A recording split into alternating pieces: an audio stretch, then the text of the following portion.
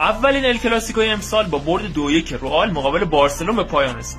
این ال کلاسیکو از اون دسته ال کلاسیکوی بوده که تا دلتون میخواد، چه قبل بازی، چه حین بازی، چه بعد بازی، حواشی و جنجال داشته و تا این لحظه هر کی از راه رسیده یکی رو دیس کرده. در خونده که تاریخ بارسلون رو دیس کرده. اومده بود قبل شروع بازی توی تونلی که بازیکن‌های بارسا قرار بود از اون عبور کنن 15 تا UCL رو چیده بود. اما خب بازیکن‌های بارسا خودشون زدن به کوچه علی چپ. شطور دیدی ندیدی؟ پس بی خودی از رئالیا خورده نگیرید بابت اون 15 تا UCL که میگن.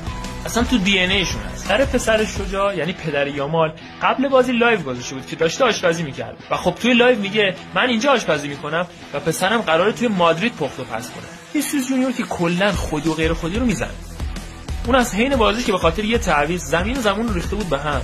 بعد بازی هم خطاب به یامال گفته بود خب الان حرف بزن. نه خب الان حرف بزن. یامال هم دیسپک داده بازی بعد تو استادیوم خودمون میبینمت. منتظرتم. کارواخال که نذاشت سوت پایانو بزنن. خطاب به یامال گفته تو خیلی داری حرف میزنی. نیازی که یکم کمتر صحبت.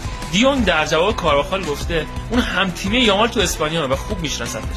میتونست بهش خصوصی زنگ بزنه یا باهاش صحبت بکنه. نه اینکه این حرکت انجام بده. در ادامه گفته مگه یامال چه حرفی زده؟ اون گفته رئال مادرید دزدی میکنه؟ نه همچین چیزی واقعیت نیست. یکی دیگه سر اون میز همچین حرفی رو زده. پدر یامال بعد بازی هم بلافاصله استوری گذاشته.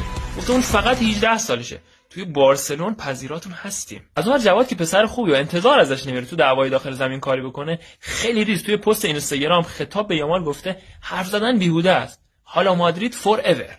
وینی تو فضای مجازی هم کم نیورد و با این عکس پدری رو دیس کرده. همه دعوا کردن تا امباپه که یه پنالتی هم خراب کرده بود بهترین بازیکن زمین بشه. آقا تا این لحظه که حدوداً 1 ساعت و نیم از ال کلاسیکو میگذره، تمام حواشی و خبرهای مهم رو بهتون گفتیم.